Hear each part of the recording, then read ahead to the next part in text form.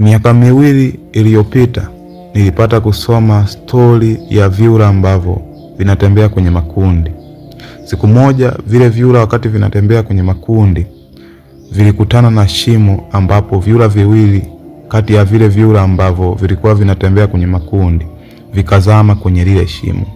Wakati vile vyura vimezama kwenye lile shimo, vyura ambavyo vilibaki juu ya shimo vikajaribu kutazama urefu wa kina wa lile shimo na vikagundua kuwa lile shimo ni refu sana kiasi kwamba hakuna uwezekano tena wa vile vyura vilivyozama kwenye shimo kurejea tena juu.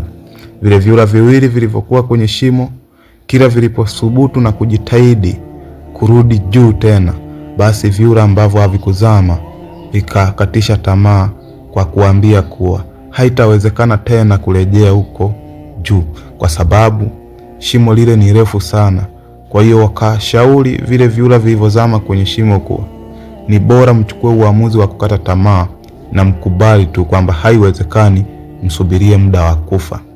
Baada ya muda, chura kimoja ambacho kilikuwa kwenye shimo kikakubaliana na ushauri wa vyura wenzake ambavyo vilikuwa kule juu na kikafa.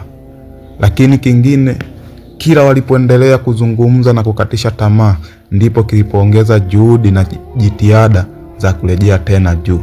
Baada ya muda, kile chura kingine kikafanikiwa kurejea juu.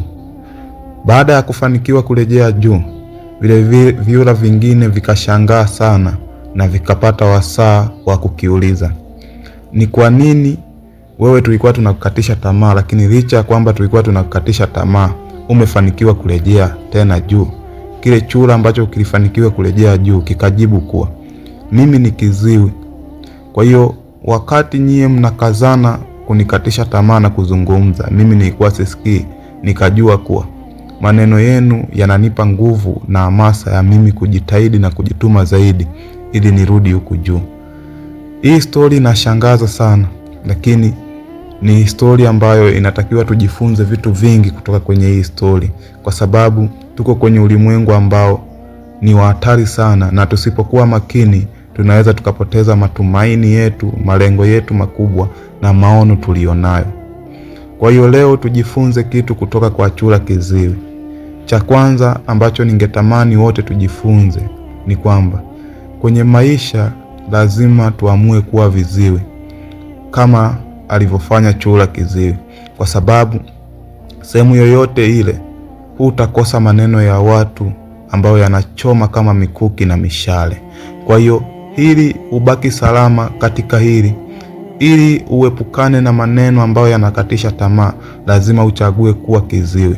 Ni kuamua kuto kusikia kila ambacho watu waovu na wabaya au watu ambao wanalenga kukuangusha wasikuangushe. Ni kuamua kuto kusikia ama kuwa kiziwi kabisa. Jambo la pili ambalo ningetamani tujifunze kutoka kwa chura kiziwi, na jambo la mwisho pia ningetamani tujifunze kuwa wakati watu wabaya wanasema kwa ubaya, wanaongea maneno ambayo yanakunyima raha, maneno ambayo hayakupi mwanzo na nguvu ya kufanya jambo ambalo unatamani kulifanya, basi amua kuwa yale maneno yatakuwa yanakupa ushindi na utakuwa unaona kama wanakushangilia tu, kama chura kiziwi alivyoamua. Wenzake walivyomkatisha tamaa, yeye akaona yale maneno ya kushangiliwa na kumpa nguvu ya kurejea tena juu ya shimo lile au kutoka kwenye kina kirefu. Sasa sijajua wewe utachagua kuwa kiziwi au utachagua kuendelea kusikia maneno ya watu na kurudi nyuma kwa sababu ya maneno ya watu. Sina la ziada. Ukitaka kujifunza zaidi, unaweza kujifunza kupitia chaneli yetu ya Mwasalemba TV, YouTube na mitandao mingine ya kijamii ikiwepo LinkedIn, Facebook, TikTok na Instagram kwa jina la Kiron Mwasalemba.